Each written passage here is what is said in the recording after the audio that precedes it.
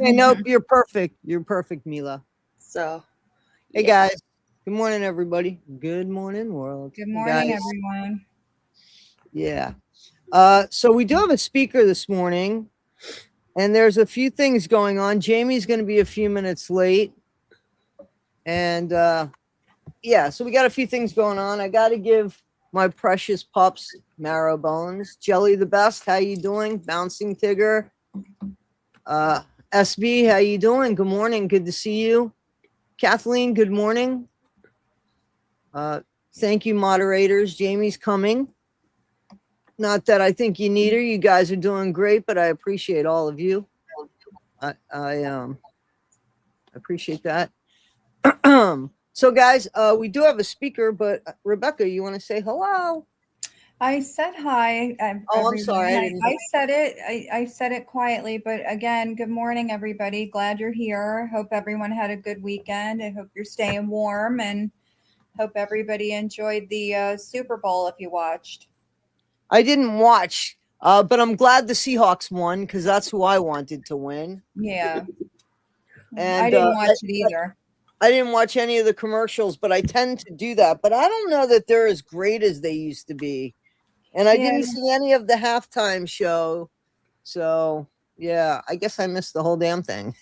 yeah, I didn't really watch. I kind of listened from afar. But Right, right. Did you want Seattle? I didn't even know who was in it, Toddie. Yeah, I didn't know who was in it until 2 weeks I ago, to be honest with you. I just don't. I'm not interested in it. I could do basketball or hockey, but I don't get me. I don't want to do football, baseball, none of that stuff. I don't get into it. I understand. How you doing, Mila? Thank you for coming on the show. You're very welcome. Good morning, everybody. So Mila does have a story that she'd like to share, and I got Marrowbone to give to my dog. So I'm gonna shut off my mic to not interrupt anybody. Becca, I'm gonna ask if you, Rebecca, I'm gonna ask if you could just take it from here with Mila, and I'm Yeah. gonna listen and kind of step out of the way, but I'll be here. All right. Sounds good. Okay. So, anytime you want to start, just go ahead. Tell your story. If anybody has questions, I mean, you can always choose not to answer questions if you're not comfortable, but whenever you're ready. I think for me, the best way to help tell my story is kind of like answer question everything because Okay. it's hard for me to figure out how to start, to be Okay. honest. So, Okay. So, I mean, I know you talked with Toddie, and yes, I'm not certain what your story is about. Is it about addiction? Is it it's recovery? actually a combination of everything. I have a podcast called Break the Silence, and the reason I started it from my own experience is because I had a ex-husband that was addicted to pain pills and alcohol, Mm, which is a drug too. But also there was like verbal abuse, and towards the end it became physical mm, kind of thing, and just that I started to feel like I've always wanted to help people that had right. struggles with that, and I wasn't sure how to reach as many people as I could without by helping, and I felt like the podcast was the best way. But I also have the space in the podcast for people that want to help those people too, because it's Right. so difficult to see someone that you love go through that and not know what to do. Yeah. So that's one of my main things. And So Mila, let me ask you this. So, because you yeah, said you needed some help.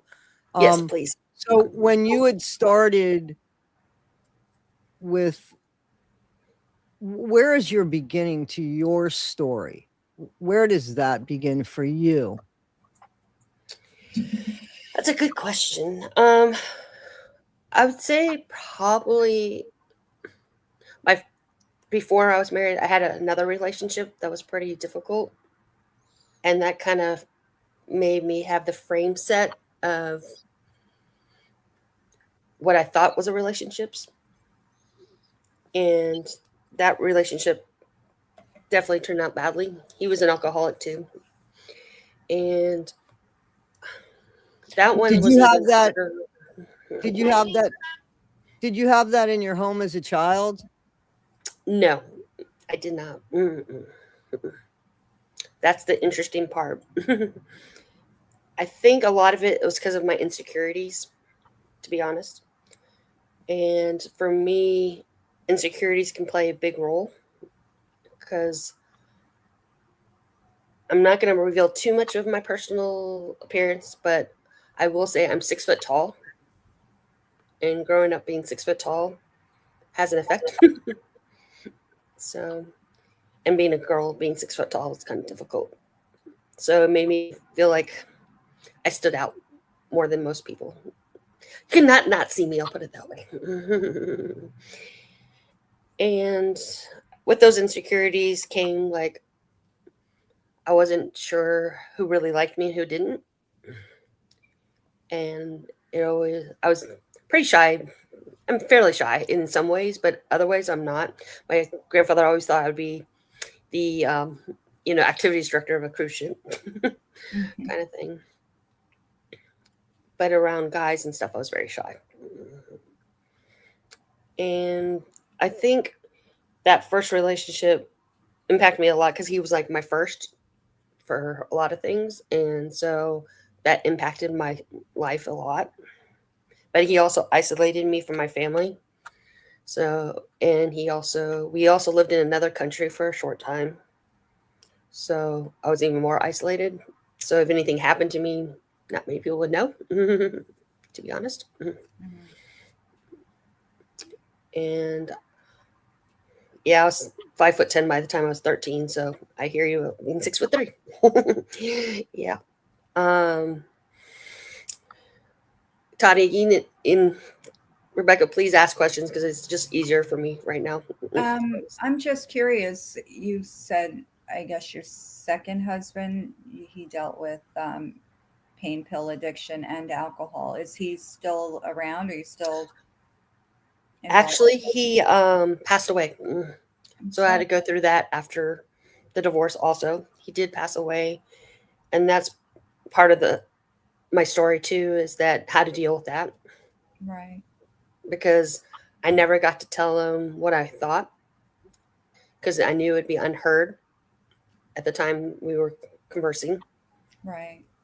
and that took some. And I want everybody to know that I'm healed in many ways, but there are still things I struggle with. So, and that's normal. I don't want people to think once because he's passed away now for I want to say 7 years now, something like Mhm. that, and it doesn't completely ever go away. There's still remnants, kind of thing, Right. and I feel like that's important to know because I think a lot of times we see things on TV. Oh, the Hollywood story of you're gonna be all better and find the love of your life again, and blah blah blah. That doesn't always happen. Yeah, yeah. So do you feel like when he passed, didn't get to tell him your thoughts, and I guess that haunts you, that you didn't get to I say what you actually, needed what to I did to say. help with that is I wrote a letter the day of the funeral and I burned it. Okay. That was one of the ways. And then we had Unity sand instead of a Unity candle when we got married. And Hmm. I threw the Unity sand out of the water. Okay. So, in that And sense, I have kind of a relief in that sense. But yeah, still, it does, because I want to say so much kind of thing. But it's not yeah, that one's not as bad, to be honest, right, because I did that. right, exactly. So you said you feel like because of you feeling, awkward or whatever about your height and things, do you feel like you just picked the wrong guy? You just kind of took whatever came to you because you felt like you couldn't do better because of that? Is that kind of what you're saying, or? I think it was more like it was hard for me to feel like I could actually be loved. Mhm. Oh, that's horrible. Because I got teased quite a bit in middle Yeah. school, and And also, I was from Texas, and I was living somewhere else at the time. Yeah. I was living in California, so and I remember the first thing it was like, "Where's your horse?" Kind of Yeah, thing. kids could certainly be cruel Oh for yeah, sure. So definitely. can I ask, and Yes. I apologize because I I I actually had a doctor's appointment and it was virtual, Hmm. and I just didn't want to cancel it, and I didn't want to cancel Right. you, so I apologize. No worries.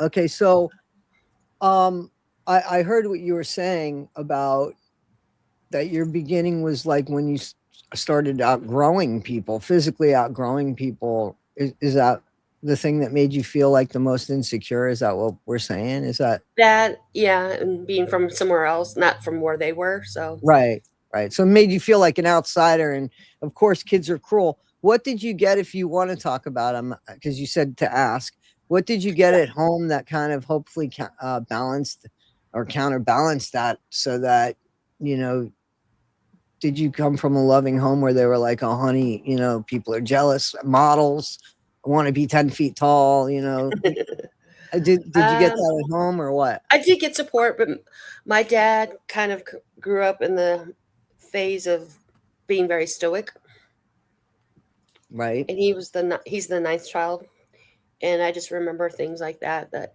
things, I mean, and also he lost his dad when he was young, so I think my dad still had things to deal with to be a dad. So I've never, um, not until now, like last 20 years or so, that I've realized that he didn't have the tool set on some things. Yeah. I feel like, Yeah. It's and accept nice. that. Hmm. It's nice when we finally realize that our parents are just people too, but we have to get there ourselves first. Correct. And first we have to understand that there's something wrong with us Right. to allow, the grace for others.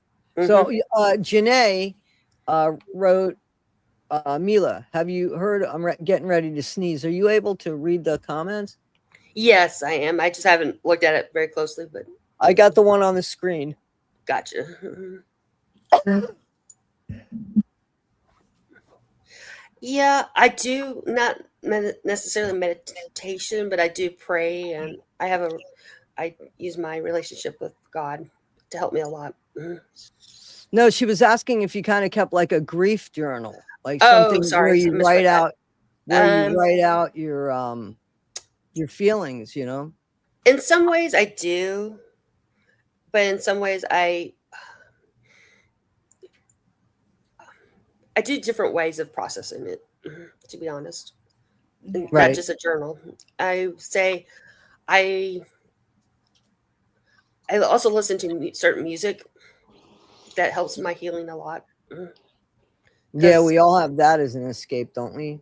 Yeah, we yeah, talked about that last week, different music. Remember, Toddie? I don't know how Mhm. we got on the subject, but we were talking about music and movies and roller skating and all that good stuff. Right, right, right. Yeah. So, Mindy's in the chat. She says good morning to everybody. Oh, good good morning, morning. Mindy. So, Mila, when you, so I guess what I'm getting at, so was there a pattern? Um, was there a pattern for you found yourself, was there drinking at home? No, actually, it was opposite. So, and yet you found yourself involved with two people that Hmm. drink, right? Yep. And yeah, hmm, I mean, that's not that it's weird. It's No, it's you very know. unusual for sure. So, Mila, guys, I'm gonna put in the link. I mean, in the chat here. This is Mila's Spotify. She has been inspired to have a podcast. And did you explain what it's about? A little bit. I can explain a little bit more. So, Okay. guys, this podcast, I start out with my journey, and then from there, I'm gonna have different guests. And being very gracious and coming on my podcast. And I'm going to have other guests, like I have a judge that goes over mental illness, and I have a prosecuting attorney for domestic violence coming on soon, and Nice. a lot of people are wanting to come on, and I want it not just about a victim story, but also to help those people that are in the situation, the Yeah. loved ones that want to help, because I know with my parents, especially my mom, she really didn't know what to do. And I mean, yes, she could love me and give me that safe place, but even with my safe place, I still wasn't safe. So just having that tool set really helps to know, and also knowing where to look, because I've started at like a Google document where it has different resources of places you can try to help yourself, if or Right. know somebody that needs help. So, Mila, I have a question. And Yes. you said that your husband or ex-husband had an addiction to alcohol and pain meds. And I don't know how much or how many of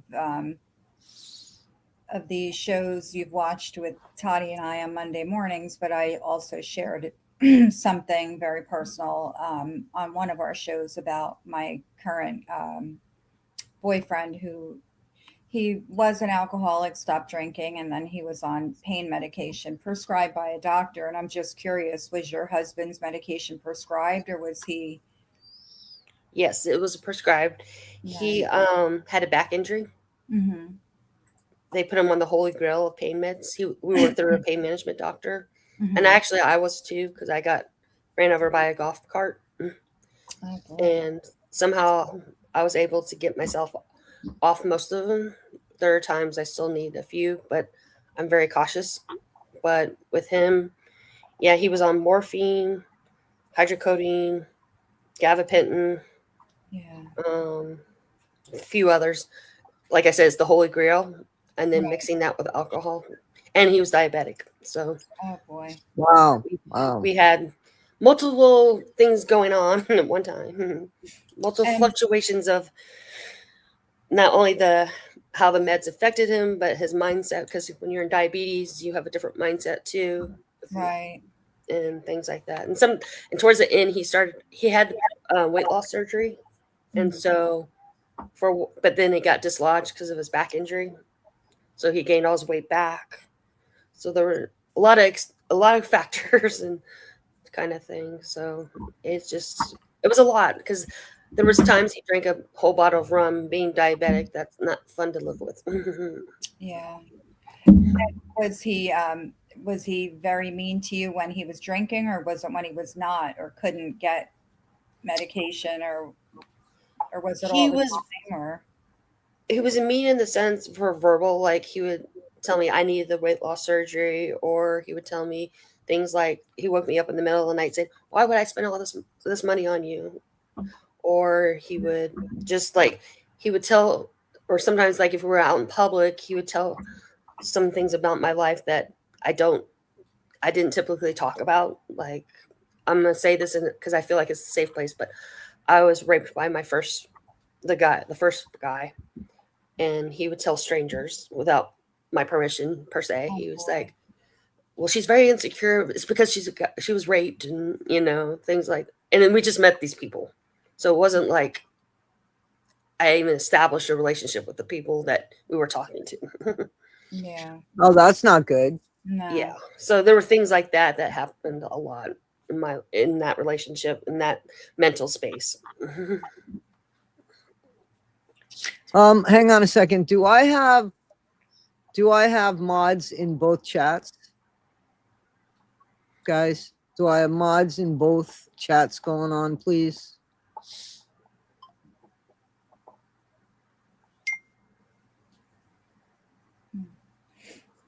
All right, Jamie's gonna hop over on the other one. Thank you. All right. I'm sorry. Oh no, you're Yeah, fine. I guess there's some stuff going on. I apologize. It's really pathetic, especially when somebody wants to be is kind enough to be vulnerable, like that really shows a lot of respect. That just shows a lot of respect. Anyway, I'm sorry. Go Oh ahead. no, you're fine. Mila, currently, what is your are you what's the word I'm looking for? Do you feel like, do you have counseling or like therapy or anything for what you've gone through, or are you pretty much just handling things on your own? No, I actually started counseling towards the end, Mhm. and I've continued with it. You feel like it Unfortunately, has, I had to change therapists because of insurance, things like that, which I've done is that. always I've difficult. had to do that. Yeah, and it's difficult because it's like I don't want to start over. Yeah, I had one that I loved. I went through, I guess, three or four, and then I got this one guy, Avi, and he was wonderful. And then my insurance changed, and he wasn't in the network, but somebody else in the group was. And I don't connect with the other ones like I connected with him. Yeah, and it's so difficult, and especially when you're because with our stores, I feel like you have to have that connection, and you have Oh, to have yeah. that. It's not like I'm just going to share it because you're my therapist. Right. It's funny. I had so many, like, the session would start and they would ask, what's bothering, whatever. Right. And then, okay, so we're going to do this exercise. And I'm like, okay. Okay. So I need you to take a deep breath. And we were doing this breathing stuff. And I, I said It's to like I don't want John, to pay for breathing. well, what, my breathing's fine. That's not, he's like, well, just stay with it. And then after we'd get done, he'd say, how do you feel now? I'd say, well, I'm still pissed off about what's bothering me, that this breathing didn't help. I want to talk about what's bothering me. I don't need help breathing. I know how to do Right. that. And Exactly. it was just, he's like, you have to accept what I'm telling you and in order for this to work. And I'm like, well, you didn't even talk about my problem. We were breathing. I'm just, some of them were just so odd, or maybe it's me. I don't know, but No, I agree. I totally agree. I mean, and I think it's also sometimes you have to get the right one too, like the ones that understand trauma, right. because I don't think all of them do. No. And also, it's just because I even have friends like that, like they want to understand, but they don't because they haven't been there. But some of them do it with great grace. I love them to death. But then there are others will say, like, I even had one say, well, what was your issue with causing the divorce kind of thing? Right. Or I love those people that just say, well, that was so many years ago. Get over it. Right. Okay. I'm just going to shut that down. I'm going to get over it because you said so. Yeah. Can you cut those branches for me? That'd be Right. helpful. I've It's like, never heard a therapist say that. I've never heard a therapist put oh, like a not a time frame therapist. on No, but trauma. never a Not really therapist. therapists, but People in sometimes general. even then they don't, depending on the therapist, they don't see the trauma, like they don't understand the I trauma. don't. I've been very fortunate because I've had two therapists, and I really am fond of both of them. But I think I spoke on this on an earlier show that I almost didn't keep the second therapist. And I went two different times. So it's not like I did anything with the first therapist. It was just like 2 decades later. Right. And I wasn't even sure she was in business, but I had insurance and I went to this other therapist who I never met. It was virtual. I didn't have a lot of faith in that, number one. And then it was like, I remember complaining and saying, I got to get a new therapist. But I think by the fourth time or fifth time, I was like, oh, okay. Okay. And because she called me out on something finally, it was like she was letting me get away with stuff, I thought, but she Mm-hmm. wasn't. She was just trying to figure out the best approach to get me to listen. So, I Yeah. mean, so I'm grateful that I Mm-hmm. didn't get rid of her. So sometimes it's on us. We got to be patient, and Right. patience Right. isn't something a lot of us are good at. We want things and we want them now. You know what I'm Right. saying? Correct. Exactly. Or there's other things that you act out on, but there's a underlying things that you're not thinking that's triggering that. And Right, you don't right. realize it. But again, you have to be able to be vulnerable enough too to give it a shot, because For sure. you're only part of the, you're not, that therapist isn't all of the therapy. You're part of it, and you have to Correct. um, participate. Right. And also asking the right questions. Like you asked me, Toddie, just like, where do you think it started, kind of thing. I mean, not everybody, people think, okay, just from the most recent thing, that's what's caused it. It's about Oh, growing. I definitely, therapists don't think that. I don't think therapist, not that I speak for therapists, but I've never had one that kind of, anyway, we might be talking about friends and other people that might not have time for Oh, yeah. our stories and our venting. And Yeah. I don't know. I think that there are friends that we can vent to. Here's my biggest thing. And just because maybe something like this, I'm not saying it's true, but I don't mind somebody coming to me and venting to me. Right. But if they're not doing anything that's going to change the outcome, you can't keep using me like that, because it's exhausting and I don't want to keep doing that. You know what I Correct. mean? Correct. So, I mean, if you want to tell me the progress of your shitty relationship, along with the progress of your happiness, that's great. But there's got to be some sort of like end to it, because I don't want to enable. And you got to be careful when you give Mm-hmm. friends, um, when you give them suggestions, because half the time they're going to go back to that person, and then all of Mm-hmm. a sudden you're the bad guy. They never liked you anyway. And if you Right. know what I'm saying, as soon as they get Oh, into a yeah. fight with you, you're thrown under the bus. So Mm-hmm. you have to be really careful with that. Yeah. And that's one thing I want to have in my podcast is that way to be an active listener to that person, but also, like you said, you need to have that boundary. They need to be proactive of their own journey, but you need to help them get to that point too.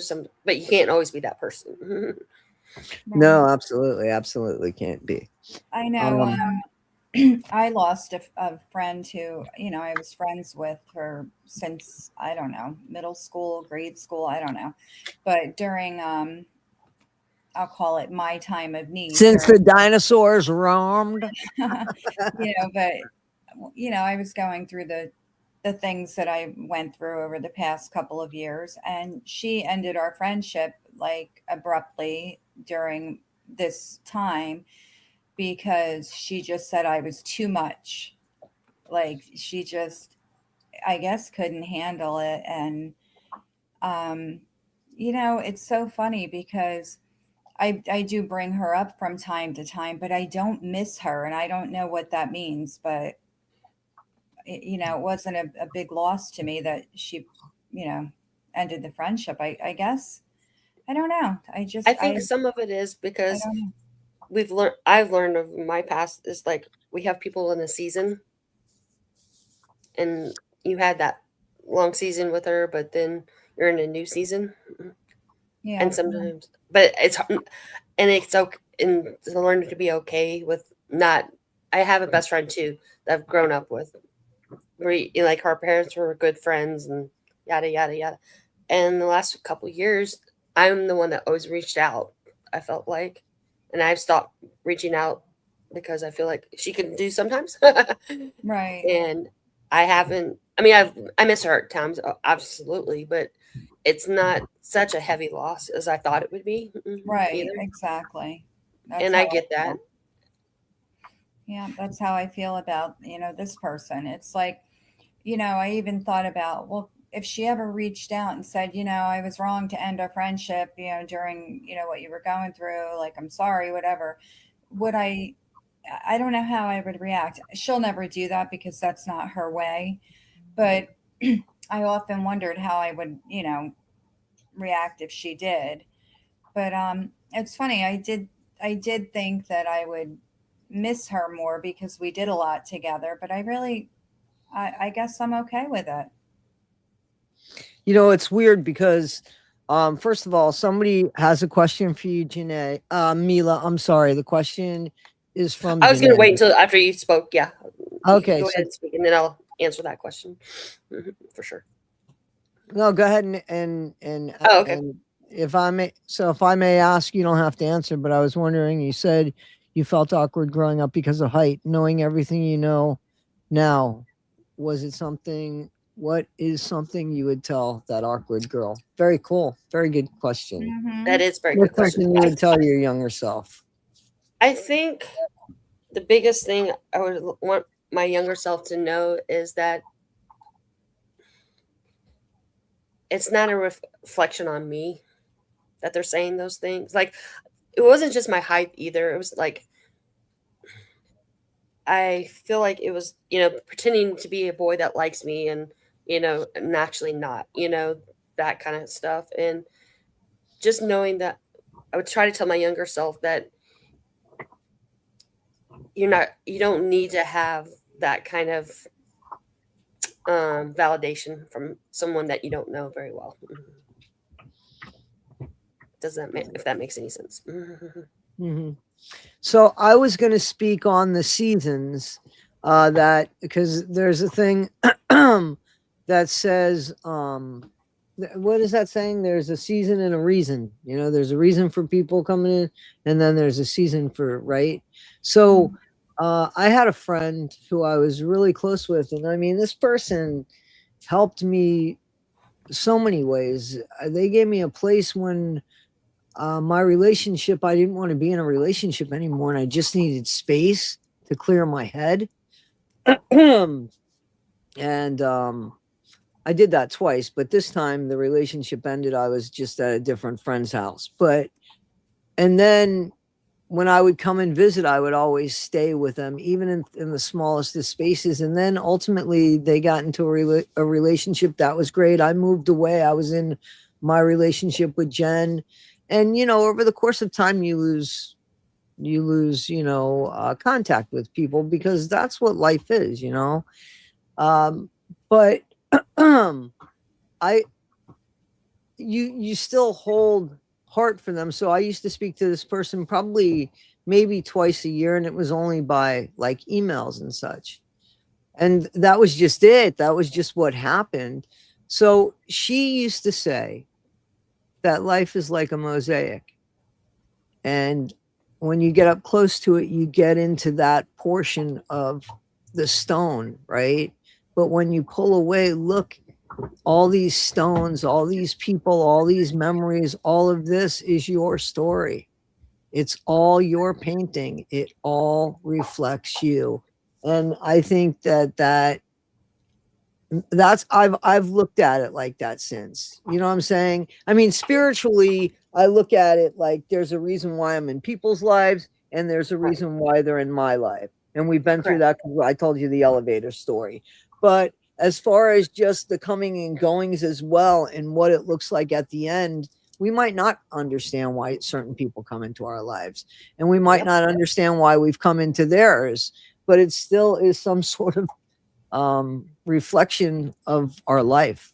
So I think we should just have the prettiest and best mosaic, so that when we look back, the memories are good, I agree. I think that's great. Because what I've been going through lately, because it looks like my job's in danger, and I'm trying to be like, okay, God, is this a blessing or is this a lesson? Kind of thing. So that's how I'm reflecting on things now. It's like, is this a blessing or a lesson, God? So, and both could be both. It could be both for sure. Could be both for sure. Because a lot of it depends on how we look at it, isn't it? Correct. If we look at something in a positive light, and that's really hard. And I just wanted to tell you, guys, those that don't participate in Sunday church, I've started to read The Greatest Salesman. Is that what it is? The Greatest Miracle. I'm sorry, The Greatest Miracle. Yeah. Which one am I reading? I'm reading the Ogmandino. Hang on, because that's going to bother me. I think it's The Greatest Salesman. And that is such, I thought about just reading the book and putting it online and having people just hear it, because it is just so positive. And it is the greatest miracle in the world, is what I'm reading on Sundays, a chapter each after church. That's awesome. Mhm. You know, so and I think that there can be so much that all we have to do about anything in life, it's just simple, seriously, but it's so hard, is if we change our mind. You know what I'm saying? Like, as soon as we change our mind, everything in our world changes. Everything, the way we look at things, it's just the power to change our mind. And that's a good power and a negative power, right? So it all depends on how we, but God only exists in my world because I believe in God. I feel God. I believe in God. But to an atheist, they don't have they don't have the restrictions or pressures that some would say, doesn't God put that on you? No, I mean, I look at God, you know, that's a positive way. But the oppression that some people would say about certain religions, and they're atheists, God doesn't exist for them. God is just a word. It's a 3-letter word for them. So you see how just the mindset changes, like everything. Well, it's just like watching the news. Like, either, you know, you want to watch news that pumps you up, or, you know, with a story, you know, or do you want to watch the news that tells you, like, look at all this negative stuff and blah blah, you know, misery with company. Yeah. Kind of thing. Oh yeah, that's absolutely, yeah. I've never And that's why understood. I'm mindful of what I watch because of that.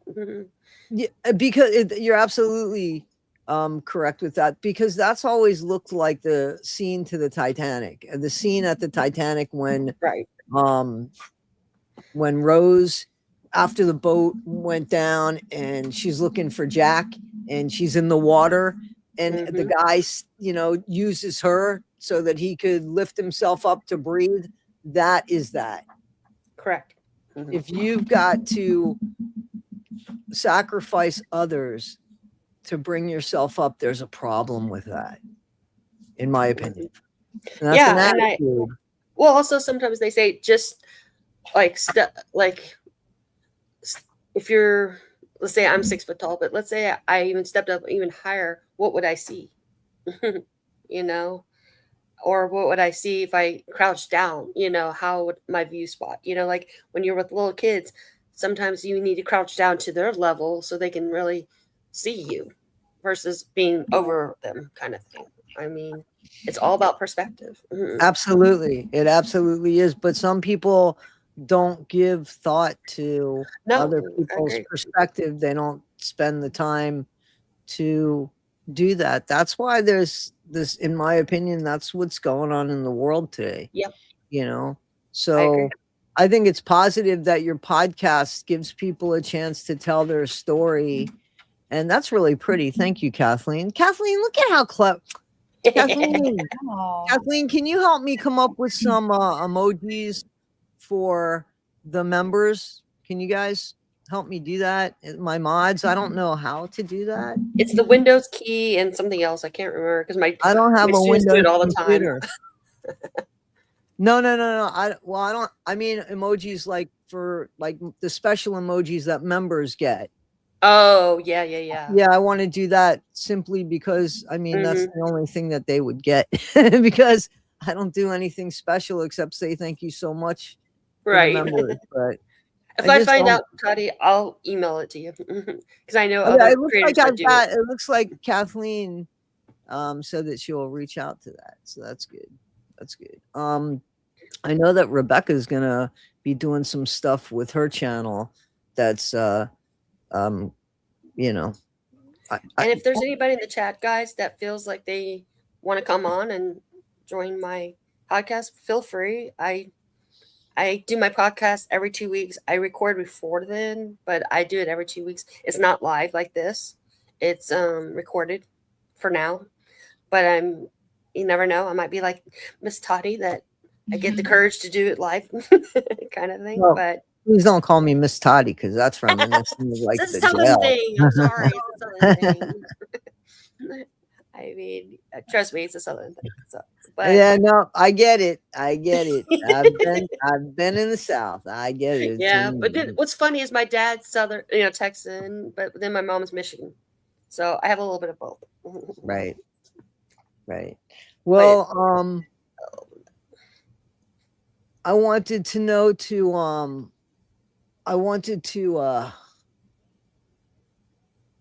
where are you at in your story? Like, where are I, you at in your yeah, story now?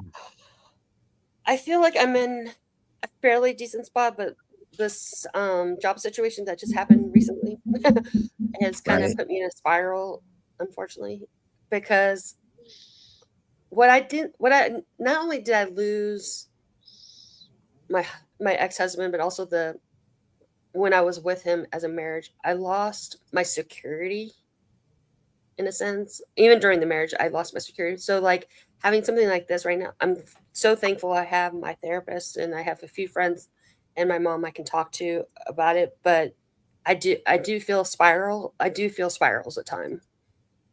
And also, guys, I noticed I started taking a stimulant to help lose weight, and that was a bad thing for me. I didn't realize how bad. It made me more emotional. It made me a lot of things, and so my spirals were making it more apparent. So please do watch what you eat too, not just it can enhance your emotions. And I've come to realize that, and I didn't think it was that much until recently. I was like, oh, that's gonna affect me. Okay.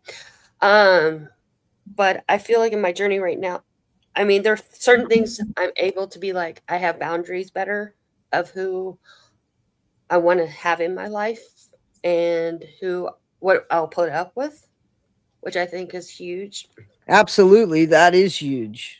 because that was what I think a lot of it was. It's like I let things slide that I shouldn't let slide because I wanted to keep um not safety, but that keep that mm, I don't know. Familiarity. It's a comforting. It Yeah, regardless. It's I mean that's how comforting. I thought it was. Like that was my way of thinking. Oh, this is how a relationship is. This is how, and it's not. Now I'm looking at it different.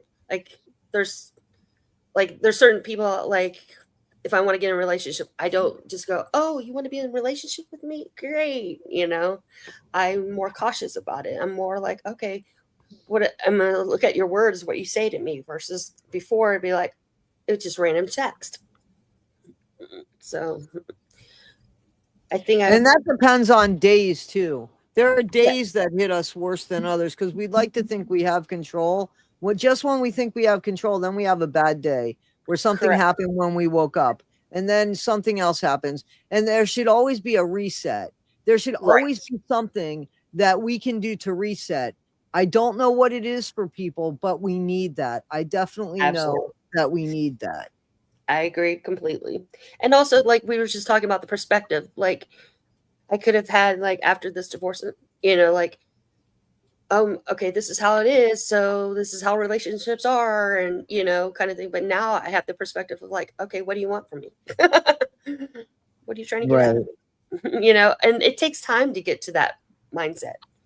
And it takes it. And I saw this beautiful thing on Instagram.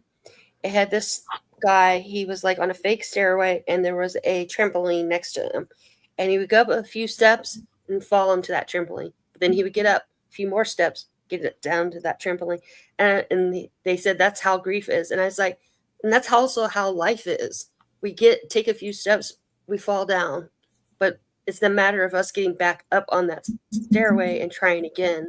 I And agree. sometimes I some agree people with can't that. get past getting back up again. They still want to be on that trampoline. And that's a hard place to be. And I'm not saying it's always easy to get up back on, but know that you can. I feel I like understand that. because I definitely. trust me, I've done that many times. Yeah, the only thing with the trampoline is that it's soft. Sometimes Right. we don't land so soft, and But the it visual of thinking of it that yep, way, absolutely. No, you're right. It's more positive than the way I'm thinking about it. I'm joking. And again, about perspective. And also, some of the steps are going to be long steps. And sometimes they can be just one step, just getting out of bed the next morning can be an accomplishment. Right. Definitely. I know that feeling. I agree. Oh, thank you, Lala. Thank you so That's much. wonderful. I'll love to do that for Toddie. She deserves it. Very And nice. Kathleen, too. They both deserve it. Thank you. Thank you. You mean Rebecca? I think you I'm mean sorry. Rebecca. What? That's That's sorry. all right. Because I think sometimes we I don't read the comments and make me know what is make- going on in my brain. No worries. No I have worries. a question. Yeah. If you don't mind. When you were with your husband and he was in active addiction, did you feel you got angry, like thinking, how can you do this? You know, did you feel angry, or just were you concerned for his safety, or what were your feelings? I had a lot of feelings. I think for me, it wasn't anger. It was more like I wanted to fix it.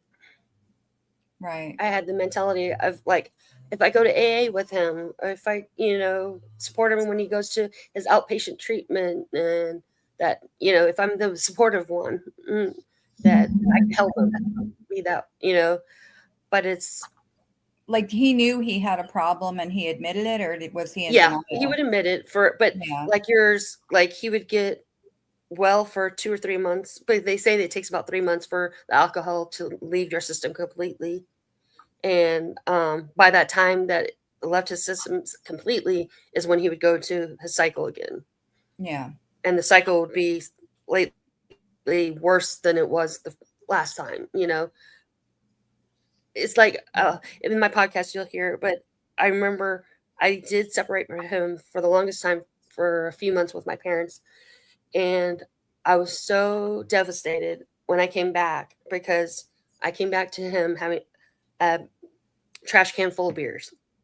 Mm. So, and he'd been going to therapy when I was up with my parents. Like we met for therapy. I kept boundaries by not coming, and all this stuff. And then seeing that really, I was just like, what? And then he also took up cigarette smoking. He never smoked while I was with him. So it was like he even built up another habit. So it's a weird system. I mean, I remember crying in the shower, honestly, because that was my only alone time. But even then, he would interrupt it. He would come do something while I was in the shower. So I never felt like I could reset, like Toddie said, Right. because You my never had the workplace was time. trouble, and then I had, because he caused things with my job too. Like I lost, in a sense, a couple jobs because of him. Oh wow. So, and I never had release unless I was in my car driving to work at the time. And even then I'd cry because I didn't know what person I was coming home to, or I was going to be That going, was the hardest part, not knowing. Hang on one second. Best to you, Carolyn Jackson. Best to you. Sorry. I'm going to the dentist and she's leaving the chat right now. So I just wanted to tell her, because I hate the dentist. So anyway, sorry. I was going to say, though, that was always my problem. What am I going to go home to? Yes. What shape is he going to be in when I get there? Yeah. And that's the hardest. Yeah. It's like the Jekyll Hyde. Is he going to be nice and happy, or is he going to be angry because he ran out of his, vodka and he can't get to the store to get it, and I won't go get it? You didn't know. You never knew. Oh, I remember those nights. Excuse me. PJ Lee, I just dropped the link for Mila's podcast. I'll put it up right here under her. So those people that want to check that out, that's the link for her podcast. God, I'm sorry. You know what's funny or not funny? I don't know. I think that we do things in spite of something, and we do things to spite something. Right. And I found that that's what I keep saying in my life, because I didn't have the greatest relationship with my mom, and she was just so unhappy. she was just such an unhappy person until the later years of her life because of the way her parents were. So she was trying to repeat a cycle on me, which I didn't know. I didn't know, now as a 62-year-old woman. Yeah, I even caught it when I was younger in my 30s, but I remember just not feeling kind of like I was there because she couldn't be alone. You know what I mean? Like that's the way I felt. And that's a horrible feeling for a kid. No kid wants to feel that way. Right. And that's why I had these like surrogate moms that came about the people that I've spoken about. But I've often just been so grateful because that could have destroyed my self-confidence. That could have made me feel like I was worthless and nothing. But there was something inside of me that let me know it wasn't me. And I don't know if that was God. And I'm not trying to make this about religion, but I'm talking about a little bit about my story and how some people can let things like that destroy them, and how some people are able to say, no, I'm not accepting that. Even at such a young age, I remember this is how old, so I'm going to date myself, though you guys know how old. And I've said this before, we would go to like Walgreens and they had the soda fountains there where you would go, you could get a turkey dinner, a meatloaf, you know what I'm talking about? Right? Rebecca, you know what I'm talking about, right? Yeah, it wasn't a Walgreens. Ours was like a Woolworth or something. Yeah. Okay. Right. Right. It was right. Exactly. But there was a I think maybe it was Woolworth. I thought it was Walgreens. It could have been by you. You're not. I'm in New Jersey. I think you're right. We had Woolworth. No, I think you're right. I don't think we had a lot of Woolworths. But anyway, we used to go there, and I remember one time I got up because I felt like I was only there so that my mom wasn't eating alone. And that's really hurtful because when I would talk to her, it's like she wouldn't look at me, and I already was coming up with, I was different than others because half the time people thought I was a boy. So I thought maybe she was ashamed. It's a lot that we'll carry as kids, right? But like, I remember telling her, and I was 14 maybe, that I was leaving and that, I wasn't going to allow that. So I don't know what it is I had already found religion, or I had already found God. So I don't know but you know what I'm saying? I don't know how, Yeah, how I some agree people, it because depends I've on how had a some different. people accept things, and how people, maybe my dad, I knew that my dad had, confidence in me. My parents were divorced at this point, but, I felt loved by my dad, and my dad was proud and such. And maybe that was the confidence that I had. But yeah, I mean, anybody could wear that shit and just, it could become their whole life, and it hurts. That stuff kind of hurts. Yeah. And I agree about the God thing because I've always had a different relationship with God than my family. Even at a small age, I can tell you. But I didn't understand that I did, if that makes any sense. Like, it wasn't until I went to college that I was like, oh, and I really realized what I did believe. Like, it wasn't what my parents had told me. It wasn't what my priest had told me. It was more of like, this is what I believe. And I think that's a freeing thing too. Oh, To know. absolutely. And also to be able to find that out, because I think sometimes we don't take the time, like, I was the type of person that grew up that you listen to your elders, you listen to, people that think they have the best interest in you. And I think that's one thing I had to learn, is that I had to learn and that's something someone asked in the comment, like, what are my triggers today? And I just thought this right now is like, one of my triggers is like having that faith in myself to know that I'm doing the right decision. Because even after the divorce, guys, I literally thought, did I do the right thing? Was this the right move? Should I have given up like this, or kind of thing? And of course, I was going to listen to other people because I couldn't trust myself. I think that. Go ahead. I'm sorry. No, I was just going to say but there are times I still do that too. But for now, I can say like, okay, I trusted, I made that decision, and I'm gonna be fine with it. You can go ahead, Toddie. I was reading the comments here. Oh, So, okay. I didn't want to interrupt your thoughts no, because I know no. don't think I forget. No, that's fine because I don't want to interrupt either. I think it's confidence is so important to have, and I'm not talking about cockiness. Right. I'm talking about confidence in being who you are and confidence in the fact that you like yourself. Of course, you have to like yourself first. Yes. And I have had people in my life that haven't given themselves a chance to even know themselves, let alone like themselves. They go from one relationship to another because they don't, and no matter how long they were in a relationship for, so because they don't want to be alone.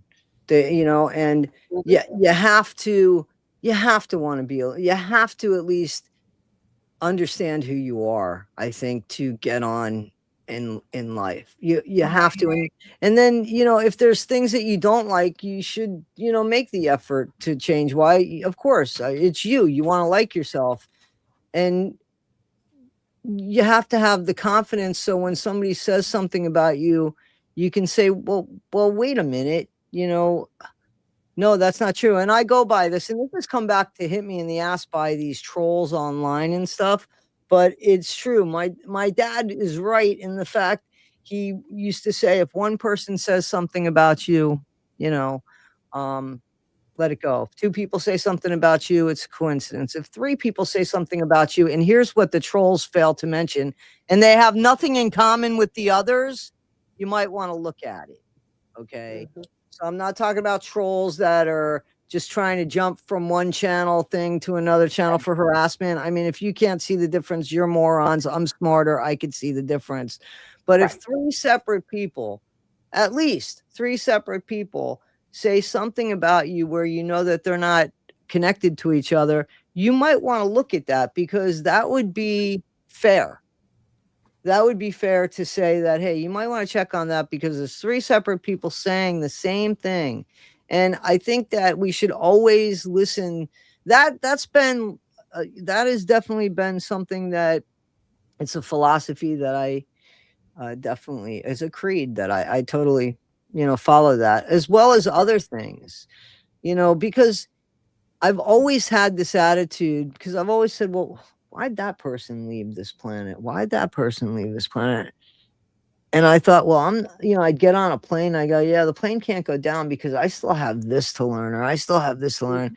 So I guess, in some way, my attitude has always been like, when there's nothing more to learn, it's over, because there's a reason why we're here. Being here, having to be given a life for as long as we're living it is precious. It's a gift. So there's a reason why we're here.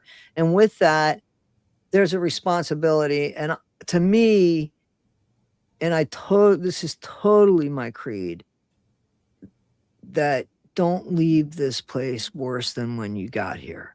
If you can't do anything, at least leave it the same. But if you can, at least make it a little bit better, a little bit better. You know what I'm saying? Just at least a little bit better. So. And I think also what you were talking about is discernment. Yes.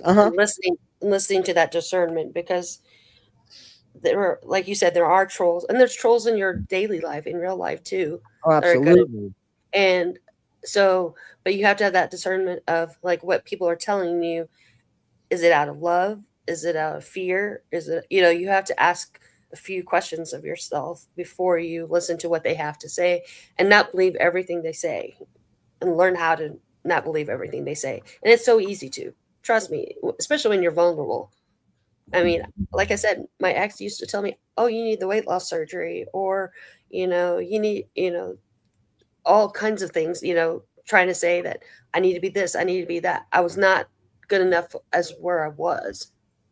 but I was always fed into that because I didn't let anybody else, if someone tried to contradict it, but I was like, he's my husband, he loves me, he's saying these things out of love, so to speak, and I had to learn later, it was like I needed to be better discerned about what I was hearing. But if you're constantly in it, it's hard to not think that way. And I think Yeah, that's just I, I agree that we have to, have the ability to judge, and clearly I'm not the best. Clearly, but I give people the benefit of the doubt, and I hope Same. that I don't change in that way. I hope that my life doesn't become so cold that I don't want to give up on the human race, Right. but it's hard sometimes. And Oh yeah. Marshmallow, I hope you feel better. I hope everything's all right Yeah. with you. Oof. That's hard. Oof.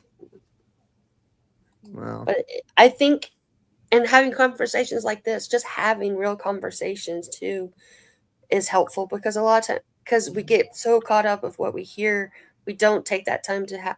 I work from home, so the person I talk to majority of the time is my dog, because my students don't talk back to me. I talk to circles, Right, so right. So I mean, but I make sure I make an extra effort. I'm in my church play. I do I go to a Bible school. Exactly. You have to have some sort of community that Yeah. and somebody that holds you accountable. You know what I mean? Yes. Like, I have friends that I've had for over 30, 40 years, and they'll put there. It was one of my friends that said to me, "Hey, Toddie, I think that you need to go to therapy, because the fact that your dad died, Jen died, and your cat died, that's not too healthy. It's not normal," is what she said. She Right. said I needed therapy. So, Exactly. but And you got to be able to listen to it too. You know what I mean? right. And it's hard. I mean, especially when you're vulnerable.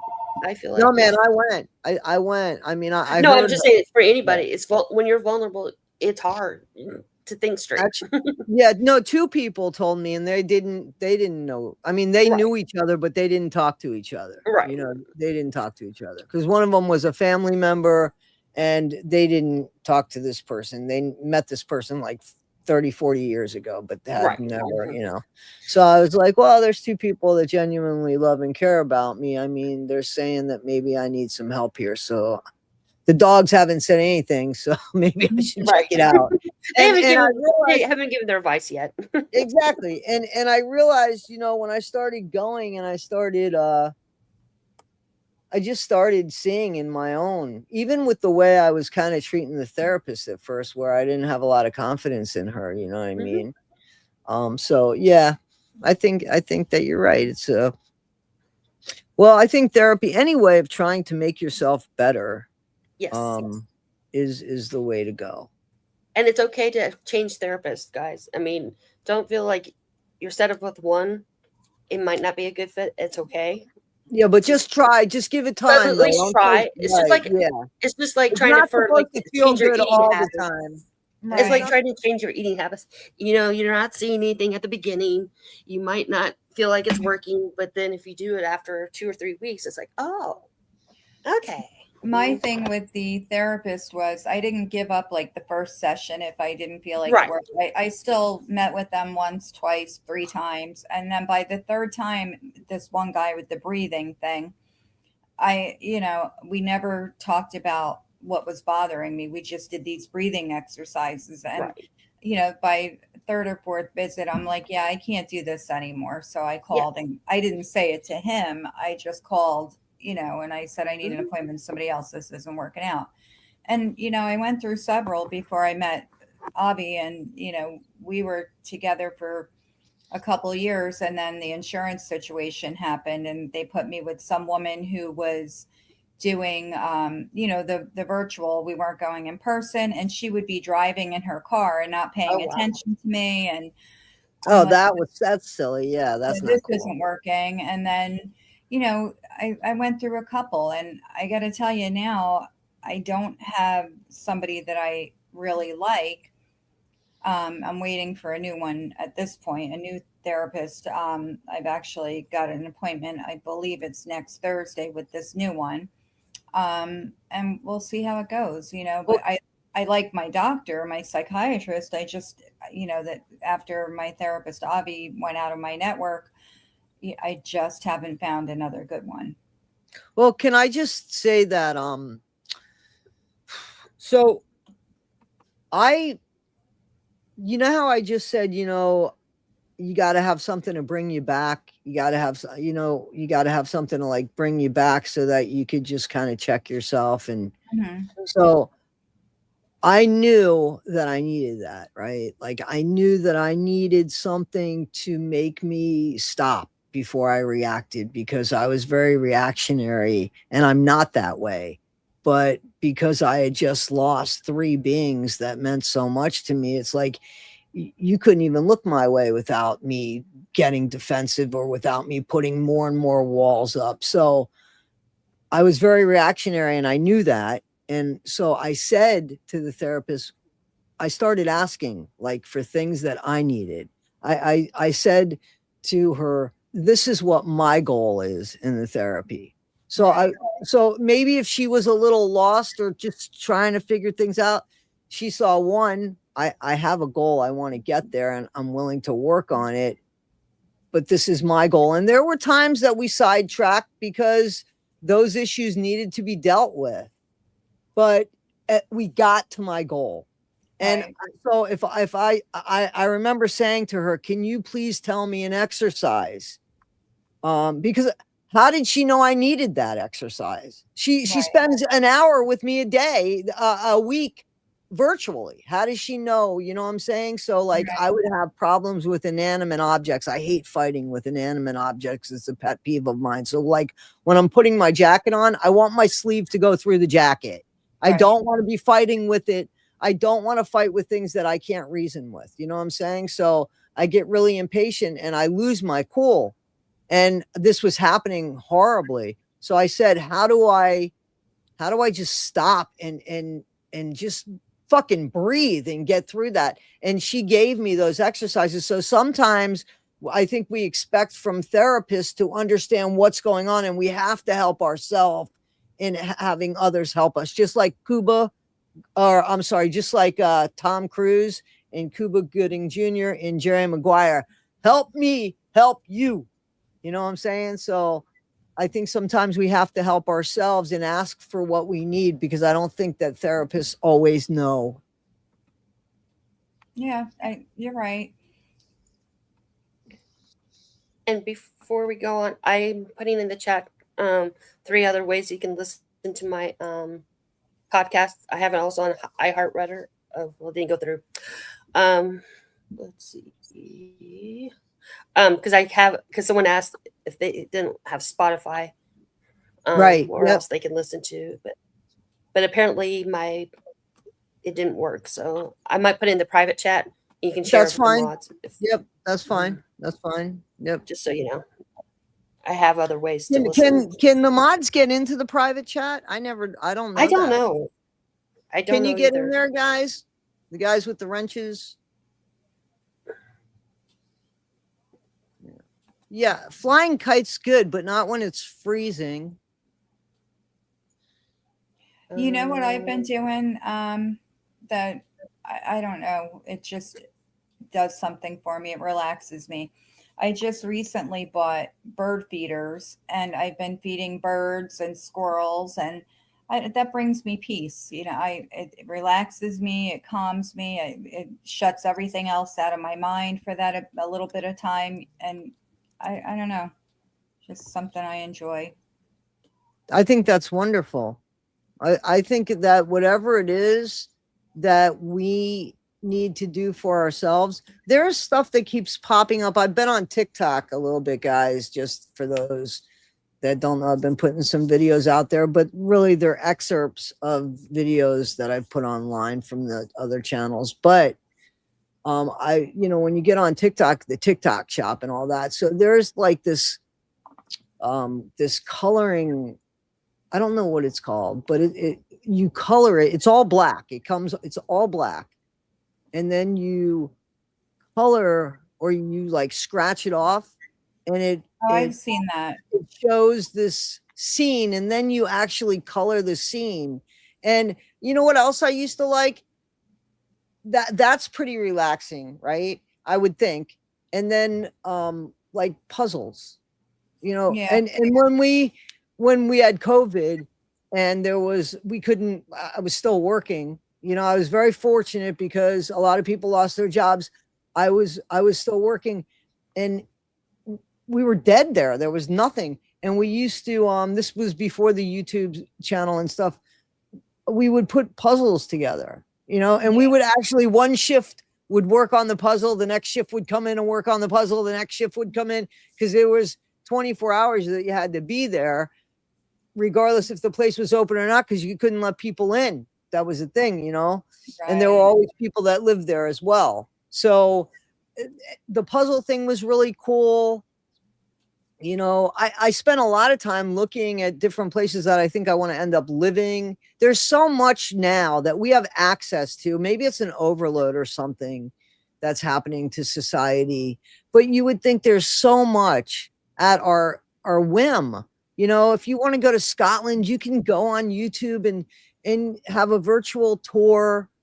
You know what I'm saying? There's so much. There's music you could reach. There's just and hope too, as far as doing something online, like doing a podcast, putting a podcast or putting a YouTube channel together. There's so much, and it's still just so very toxic in this world. And we have to have a place that we go as individuals when the lights are down to say, you know what, I did the best I could today. I didn't hurt anybody today. My place around me was clean. I didn't make anybody clean up any shit that I brought from yesterday. Right. And you know what I'm saying? Or I don't know. I think I think that sometimes when that's all we could do, that's not a bad thing to strive for, just not causing any more damage. Right. Okay. Toddie, I did put in the private chat my email address, because apparently nothing I post will come through now. I don't know why. Something's going crazy. So I did put it. If you want to give that to the mods to share out, feel free to. And I can email people the other ways to listen to my podcast. So I don't know why it's acting crazy on me, but it is. Here we go, guys. It's called Break the Silence. Vlog. Break the Silence vlog. Thank you. You're welcome. Where'd it go? Because I just thought I put it up there. Yeah, I see it. Okay. I just want to put it there. Yep. Thank you, SB. That's great. I appreciate that. Yep. Because I don't want people to feel like they can't find a way to listen to it. And that's why I did it so many formats. And guys, another reason I did it is because I felt like the people that are in their situation get scrutinized on everything they do. And I felt like a podcast was something that they could still listen to without feeling repercussions of it, because they can listen to it at any time. They don't have, they can listen to it in their car. They can listen to it, when they're trying to have one of those few reset moments or something like that. So I want it to be able to be available to y'all whenever. And also, I do put trigger warnings, guys, too, because I know it's not easy to listen to everything I put. And because I know for me, if I was listening to that in my situation at the time, it would have been hard for me. And I do take breaks in the podcast for those moments too. I think it's important to take that moment and like, okay, I'm listening to this, but okay, this is too much for me. Maybe I'll stop now and pick it up later, or I need that little 30 seconds just to reset. So I'm doing this not only for you guys, but for myself too. I was surprised how I was able to do a lot of these 2 podcasts without breaking into tears, honestly. So it's not easy. Well, I thank you, and I thank you for your courage, and I thank you for giving a space for people to tell their story. And you know, they give people a safe platform to tell their story. So that's a good thing by paying it forward, for sure, for sure. Most definitely. And also people that want to help, because I want that too, because it's so hard to find help. Yeah, no, that's what I'm saying. A place for people Yeah, to I'm go. sorry, my Yeah, brain. yeah. And tell their story to you know, and it's important to have that safe place for them to go and speak, you know. That's a good thing. It's a good thing. And I have to tell y'all, Toddie's been I'm so thankful because she gave me the courage to do this, because I kept nodding at myself like, what am I going to do? I want to help somehow, but I wasn't sure how. And I'm just thankful for Toddie for letting me be here, but also just knowing that I could, and just her courage of what she's been through. And I'm sure I've heard Rebecca here and there, but I know those things do help, guys, and having people have courage.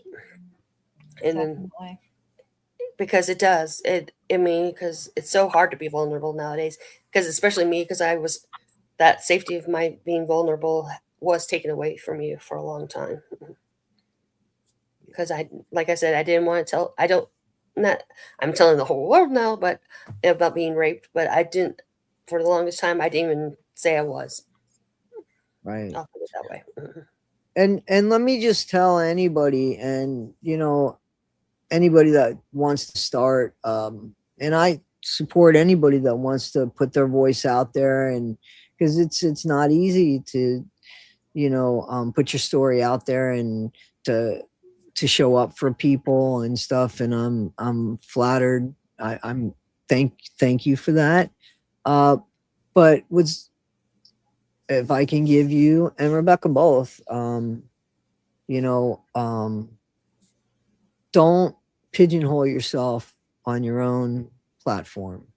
So what you think is helping people today, like look at how our little show here has changed over the course of time. Because if we only stuck to the stories of addiction, well, half of the time we'd have dead air. So we started talking about other things, and then we just started talking about things that made us feel good, like the movie thing, and talking and joking about that. You have to have, you have to allow yourself, because you don't know what helps people. Maybe what we did that week when we had nothing to talk about and we just started talking about songs and stuff, maybe that helped somebody more than the talks about addiction and the talks about that. You know what I'm saying? So don't pigeonhole yourself in I know you have a vision, but be open to letting it sometimes dictate to what, because that might be the thing that helps people. Like you might not have even found your calling yet. You might find, oh my God, like I didn't even think about this. Look at how I'm helping people here. And I never would have thought it might be something about dogs. It might be something about cats. You know what I'm saying? So just don't pigeonhole yourself. Let your go with it so that you can also enjoy it, you know? Right. And that's what my I don't care. I'm not looking, like I get contacted on Instagram all the time. Do you want to see more followers? You know, pay us X amount of dollars. I'm not doing it for that. I'm doing it for the, just helping that one person. And Yeah, you don't want to do that anyway, because the no, minute somebody sees that you have bought something, yeah, I'm like, your no, credibility goes out, because your yeah. integrity, you But also, know. it's like, it's not real people to me. You know, like if they're It's looking at not. me, It's certainly not real people to and you.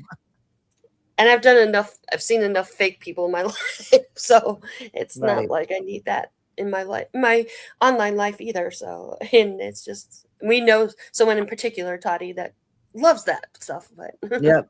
Yep. Yep. Yep. but no, I'm here to, my, even at the beginning, I say one story at a time, and Yeah, I that's what saw I'm that. gonna always have, one story at a time. That's it. Well, I think that's awesome. I think that's absolutely awesome. And I just, I literally just started this and I already have over 1,000 impressions on Spotify, and that blows me away, guys. And I started this in January, so I'm just, and half of them have actually clicked on something because I'm like, wow. So I'm not doing that to brag, guys. I'm just doing it because I'm like, I didn't think I'd be able to do that, even come close to that. I thought it'd just be my friends listening to it at the beginning, honestly. So I have someone from New Zealand and Turkey right now too. So we really don't know where your thing's going to reach. No, we have people from all over that tune in. It's really cool. And Yeah. And I think it's awesome that we can have that united front together, because when our world's trying to make us so decisive, make us undivided, that we need somewhere to be divided together, to Right. be together on things. We doesn't mean we agree with everything everyone says, and it doesn't mean that, but we can still have a love for each other, even if we disagree with each other. Right. We can still come on here and talk and, like adults, and Be respectful. be respectful and take something away from it, Or maybe you're going to learn a different perspective on the other side of like, oh, I never thought of it that way. Right. Exactly. You have to be open to that too. I mean, You do. it's so hard. It's so easy to be like, okay, I believe this, and this is the only way. Well, no, Right. some things, especially people that have not been in our shoes, the ones that don't understand, they're like, well, suck it up, buttercup. Right. Or, Exactly. or you're gonna, oh, you'll find somebody. It's gonna be okay. Yeah. That's the Hollywood story. Yeah, exactly. Or, when you're going through something, with somebody, it's like, well, just leave them. Right. Why do you stay? Yes. That's the famous line. Why are you still there? Why would you put up with that? Because we have a house together, or the cars are, intertwined, and there's a million reasons why, it's, you think about, people just think it's so easy to just, okay, well, I'm leaving. Yeah. Well, and they can say I it takes just 7 times, guys, for someone to leave. Can I just say, here's the thing. So, and this is not going to be popular. So but you know me, I'm always going to put my foot in it. I think 1000%. And I understand that there are complications in leaving things. Yeah. But also, this is where you have to wonder what's more important. And you're not going to always walk away with everything you left a relationship that you came into a relationship with. I mean, that shit is just collateral damage. And sometimes we just pick the wrong person, and we have to say, okay, I'm going to leave behind this, and they're going to win when it comes to that. If that's our attitude, if that's our attitude, if we have the attitude of, okay, I made this mistake, I have some good, usually I want to leave before all the memories. Here's my thing.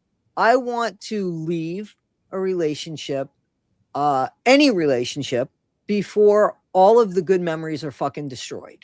Now, when I feel like the bad memories are coming close to overshadowing the good memories, I'm out. I don't care if it's a friendship. I don't care if it's a love relationship. I don't care if it's a family member. That is at the end of the day, at the end of my life, when I am laying there on my deathbed, all I'm going to have are these memories. That is it. That's it. So to me, and this is my attitude, this is again goes with, this is my mind. This is what's important to me, right? So that comes first. So if it's going to cost me something, that I'm never going to let a temporary situation become a permanent fuck up. Like, that's my least favorite thing. I don't want to make something permanent, because at this moment it's going to be really uncomfortable for me to do something about it. You know what I'm saying? Yep. So that's just a difference in I feel like what's important, and what's important. Okay, if I leave and I have to start paying bills that I never had before and start from the beginning, at least I'm not dealing with the unhappiness all the time. Finally, there's a light at the end of my tunnel. If to me, I just keep repeating the same shit over and over again and expecting a different result, which is the definition of insanity, and it's true, then what does it matter where I live? Because in my immediate world, it's shit. So, I mean, but that's just the difference.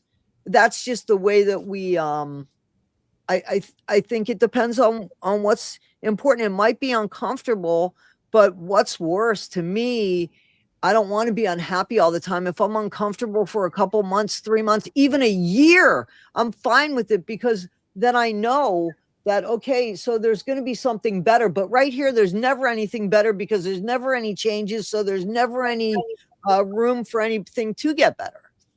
Right. Well, it's just like over December, my mom was telling me, like, well, someone's worse off than you. See that? And I had to tell her. I called her the next day because that upset me to hear that. I was like, Mom, I love you, but when you said that, it makes me feel worse that you said it that way. That I can't be emotional about that situation, kind of thing. And that took a lot for me to say that, because especially when it's someone you love, and having the courage to be able to say, hey, that hurts. And instead of me swallowing it in and being like, okay, I guess she's right. And, instead I spoke my ground, and my mom she was like, oh, and I knew she wasn't saying out of maliciousness or anything like that. It was just her way of trying to be like, it's okay. There's always somebody that has it worse. Right. And there are. But internally for me, that was saying, oh, then my problem's not that bad. I felt like it was minimizing. And I told her that. And we had a great conversation when I brought it up to her. So sometimes you just have to say those things, even if it hurts to say it to them. I mean, I cried in that conversation. I'm not going to lie, because my mom is very dear to me. And right now my dad's dementia, so she's going through a lot too. I mean, my dad's in assisted living, and she has to leave him every single day, and that's not easy. And so, but I can't have that justify not telling her my feelings. Right. Because a lot of times I do that. Like, I'll justify like where I'm thinking it's coming from, instead of telling my truth and saying, this hurt me, I need to tell you this. Absolutely. And we should never lose our voice. Correct. And that's why I called it Break the Silence, because I lost my voice with my ex. And I'm still trying to gain it back. I mean, there are things I'm saying now that I would never have told you 10 years ago. 10 years ago, I remember the first time I laughed again after my ex passed away and after the divorce. And that was huge. I couldn't even laugh, guys. I couldn't even feel like comfortable enough to joke around anymore, because I was afraid what he would say to me, or I'd be afraid there would be some kind of reaction, or anything. And that's no way to live. No. And just know that it's okay to laugh, and it's okay to cry. It's okay to be mad, you're going to have, you should have emotions. Right. Nobody should ever stunt your emotions. Exactly. And nobody can tell you how to feel. Yeah, I want you to take that away. If you don't learn anything from me, but at least learn that you have a voice, and you can use that voice it doesn't have to be a podcast like mine. Like Toddie said, it could be about dogs. It can be about going to the zoo trips or something like that. And I want you to know that you do have a voice, and I want you to really know that I tell my students all the time, y'all are going to do something great. I believe in you. And tell that to other people, because a lot of times they don't hear it enough. They really don't. Hell, let me tell you something. When we see people, we should greet them with smiles instead of frowns. We should take the time to hold open a door for somebody who's coming. Right. It takes a fucking second, and it gives people belief in humanity again. Like, right. Come on. Or say their name on the name tag. You might not know them, but to say, hi, yes, I'm, Mila. What's your name? Yeah, exactly. To appreciate somebody and say, thank you, I appreciate you. You know what I'm saying? I mean, like Yes. that makes, and it costs nothing. But what I Exactly. feel like, this is a whole other topic, but Yeah. what I think, no. I mean, what I'm saying now is a whole other topic. Yeah, But for sure. I think that what we've become is we want things right now. We Yes. don't want to interact with people. I'm guilty of that too, man. Half the time I order my grocery order and I go there and they bring it to my car. Half the time I don't want to. And so I'm guilty of this is what I'm saying. I'm guilty of this. We don't interact enough with people to even seem to care about them. Everybody is on the phone. Sometimes we don't even want to talk to them. We just text. You know Right. Yeah. what I'm saying? We have gone back to, and then sometimes we don't even want to bother with the text. So we just put emojis up. So we have gone back to the stone ages here, with just putting up little pictures of how we feel. And what happened with all this communication and with all, I had put a video out and I realized when I said it that there is an art in disagreeing with somebody, in having a conversation with somebody. It's a lost art anymore because people don't want to have communications with people. People don't want to engage with people. People want what they want when they want it, and that's what they want. And who's ever in their way, they'll treat any which way they want in getting that. And it's becoming more and more like that. And I think COVID didn't help either, guys. I think COVID Oh, divided. absolutely. I agree. It gave us a reason. Hmm. It gave us a reason to keep our distance. Hmm. And also, I want y'all to think about these young kids. That's the reason they're turning to Chat GPT, because they don't know how to communicate with another human being because they're always on their phones. I'm not saying phones can't be helpful, but if they're constantly on it and that's how they get in watching YouTube shorts. I mean, I'm guilty of having YouTube in the background while I'm working from home. I get it. That's how I met Toddie. But but it's a matter of regulation. But they don't have that regulation as a young person. They don't realize what they're seeing is not real, or knowing what to ask, instead of reaching out for that help. And that's when some crazy people fill that gap, unfortunately. And we need to stop that because they get filled with so many, like, I mean, I can tell you yesterday, there were young people that are like, oh, yeah, my life is so horrible because, my mom disagreed with me. I mean, I'm sorry. If my mom and I had a disagreement when I was a kid and I thought that was horrible, it's it's nothing to y'all. They don't understand how There's valuable life mixed is. signals out there for the youth.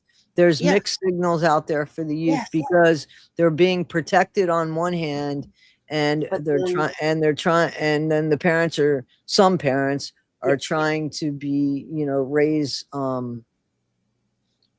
raise respectful kids. and it's And hard.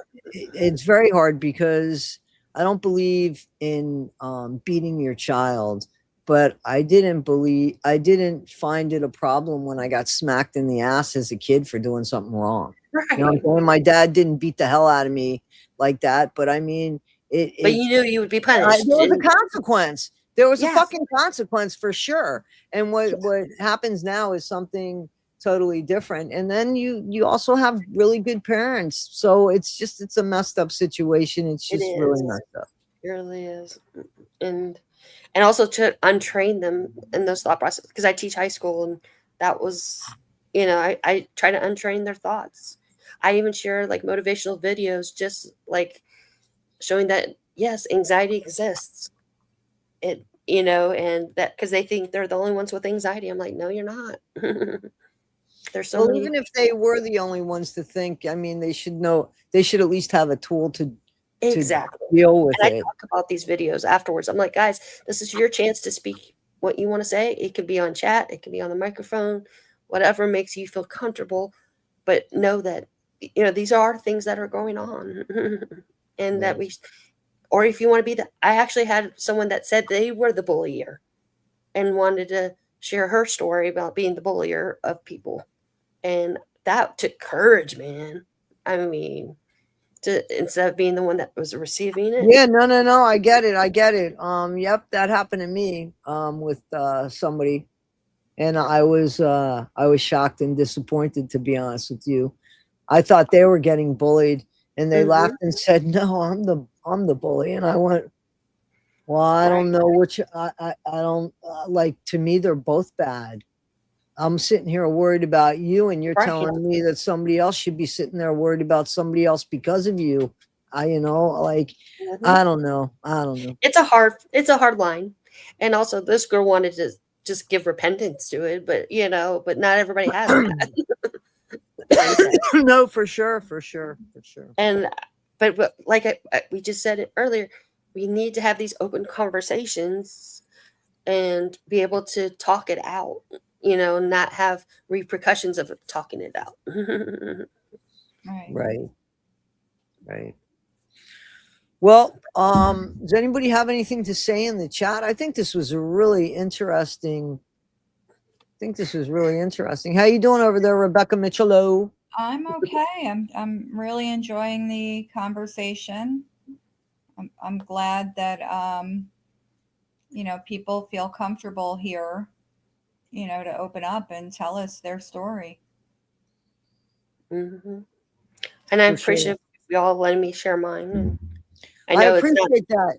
And no. Thank you for reaching out and sharing your story. And I look forward to coming on your podcast. Just email me and let me know the time that works for you. Yep. And I'm thrilled to tell my story for the first time. Right. So I mean, it's going to be awesome. And we'll figure out, like I say, I pre-recorded before I post it. So we'll figure out time to record it. And stuff absolutely. Like Absolutely. But I am very appreciative because I've seen Toddie's heart, throughout these last year or so, and just things that've gone on. And I don't like other people being hurt. That's just my thing. And luckily I didn't lose that, because it's so easy to after experiences I've had. But I've been better about discerning, and that's huge. And not trying to, because I'm the type of person, oh, there's a kitten on the road kind of thing. But I have to be discerning. Like she said, like she heard someone that thought they were being bullied, but they were the bullier, and it's hard sometimes to distinguish. It really is, because some people play that way too. That's true. That. And you have to be okay. It was a family member that said that to me. And the only reason why and this was several years ago, but the only reason why I'm bringing it up is because I wasn't loyal to that family member. I was loyal to the fact that you don't fucking bully. End of story. I don't care who you are, what your last name is. You just don't behave like that.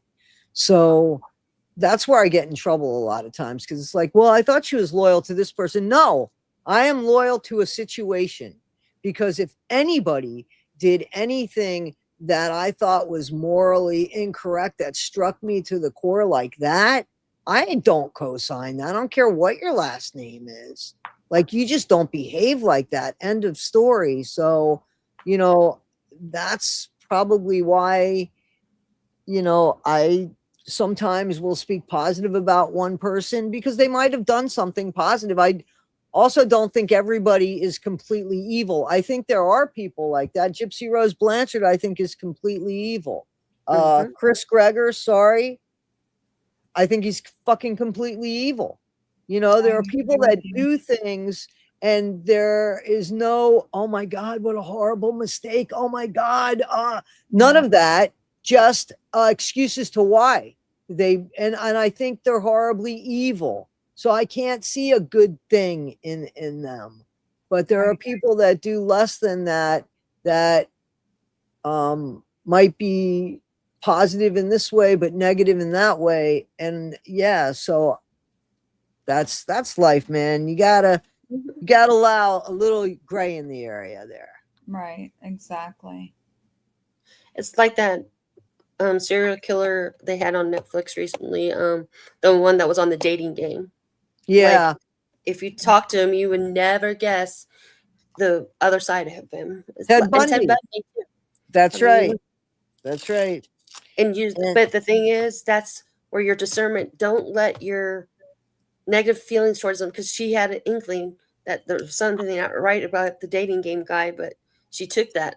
right. Don't dismiss that, because there is something for me, and it's God telling me, but it could be for you, just your intuition, whatever. Exactly. It, That's a gift. Whatever it is, it's a gift. It's there for a reason. Pay yeah, attention to it. and don't dismiss it.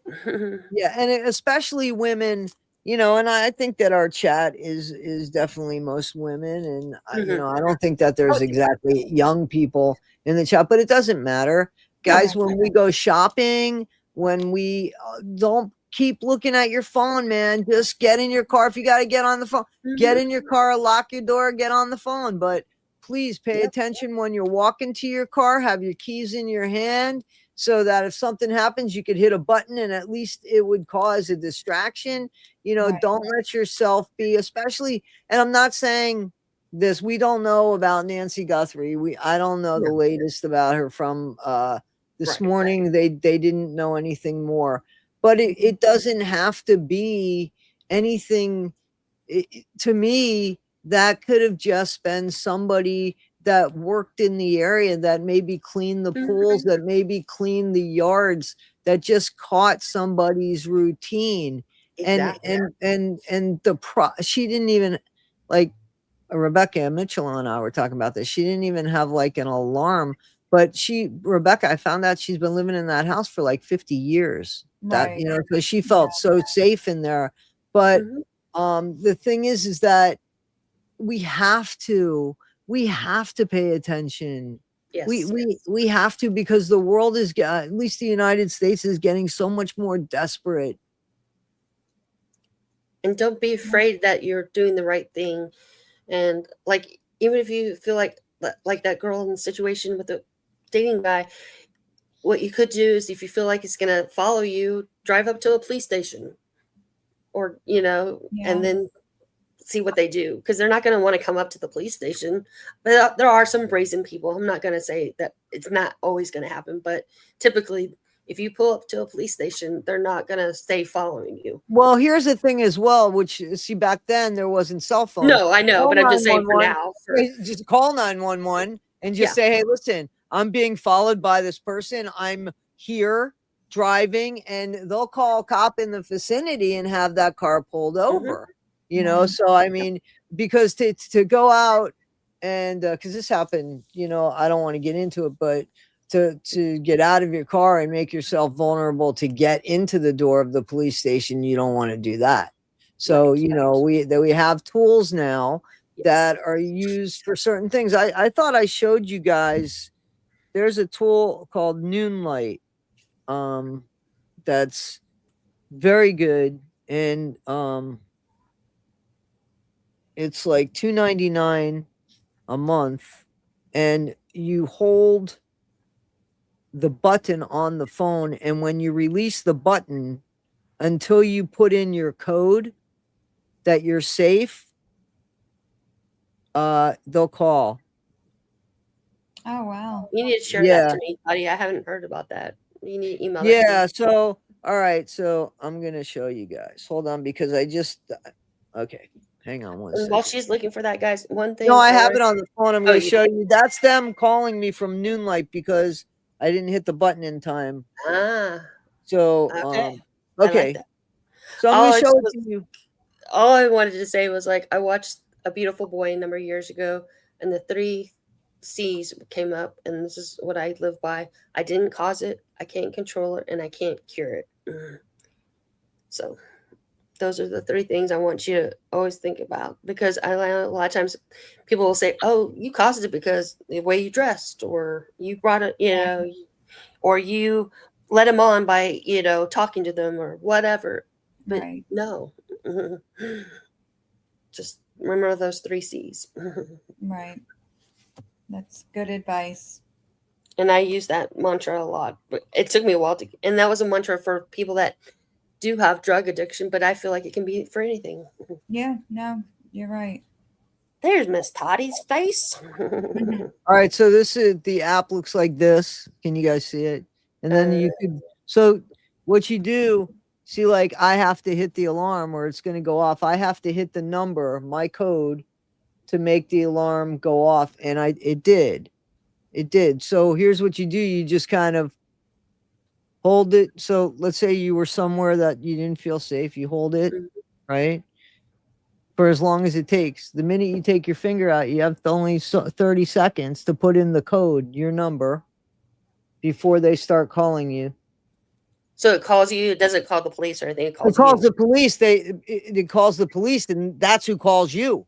Oh, okay. Gotcha. Like that woman that just called, she was the dispatcher. So Oh, it's okay. called, yeah, it's called Noonlight. NOONLIGHT. I'll show you what the app looks like so that you guys, and I am not with these people, you know what I'm Right. saying? Like, No, there's, it's yeah, I information. mean, yeah, no. It's just, I've had it for a long time. When I was a real estate agent, I used it because I'd be meeting people that, Yeah. I You don't know don't who know the who fuck they I'm are. meeting. Exactly, Yeah. exactly. I think So, that's great. so there's the app for it. That's what it looks like. It's a circle. You see it? It's $2.99 a month. That's awesome, Toddie. I like that. Yeah. I need to share that out. Yep. Even if you're not in a bad situation, but I mean, like all the time, that's a good app to have. Absolutely. You're not always in a bad situation. I didn't get rid of it. Yeah. Because I think a lot of it is that you feel like some people feel like you have to be in a bad situation to have precautions, but no, it's not always the case. Oh, the hand signal for DV. I'm not sure what that is. Oh, it's Is it this thing where they do that? I've seen that on it's like similar to videos, that. Yeah. but I don't know. I don't want to say it wrong, but I think it Right. has something to do with opening and closing your hands. Mm. And also something Anybody about that your needs, windshield wipers, if they're set up a certain way, your windshield wipers is a signal to the people they might try to sex traffic you too. There's a thing out there too. it's thumb in, fingers over is what Kung Fu Panda is saying. So it's just yeah, thumb in, fingers over, tuck thumb into the palm and open and close. Okay, so that we know what that looks like, right? That's just Yeah. like, Yeah. Mhm. so. I have And to keep reminding myself I'm not on camera, so if I nod my head. yeah, yeah.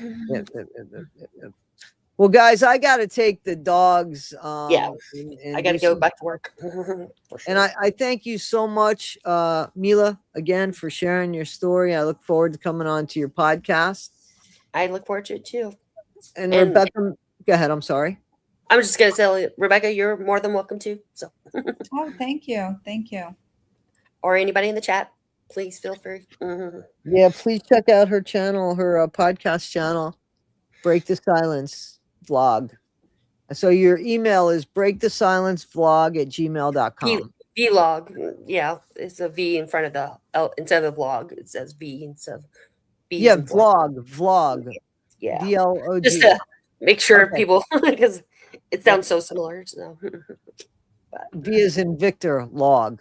correct. There you go. Well, thank And you, thank you again chat, coming. for being here, as always. And thank you, ladies, for being here. And I think it was a very good podcast, and hopefully people will get something out of it. Yeah, it was a good day. I hope everybody has a good week. And Rebecca, thank you for sharing about your situation too, about his drug addiction and that thing. Yeah, yeah, It's no not easy problem. because it's not hard to. It's hard to understand. It definitely is. But I'm proud of you, and I thank you for being vulnerable that way. And I thank Again, you for sharing your story. I know it's not easy. again, to like bully and beat up on somebody who just doesn't have their life perfect at the moment because their life hurts so much that they Right. feel the need to self-medicate, we're going to crucify them even more. Yep. Because they just need a little bit more time or more tools. Like Right. if that isn't something that makes somebody feel more superior, and if you don't see the Titanic scene in your head where they're literally pushing Rose down so that they can stay up and breathe, I don't know what's wrong with you. Anybody that takes advantage of using somebody else's distress or unfortunate circumstances something to prop themselves up on is disgusting. And if someone asks you like how long they're going to grieve for, tell them there's no set time. Nope, definitely not. And I think that's what we want is a set time that, it should be done in a year. It should be done in 6 months. And No, that's not grief always the is, case. different for everyone. It looks different. It is different. There's no set time. Ask them for the magical wristwatch that they think will end it. Right, Or exactly. the magic carpet. All right, ladies. That's me. I'm gonna go. If you guys want to continue, I could leave this open. No, I need to get I'm gonna going. go too. Okay. Okay. But thank you again. Thank Okay. you, everyone. Thank you. Thank you, Have a good Mila. week. Thank you. Thank you. Thank you, guys. Bye. Bye. Thanks, guys.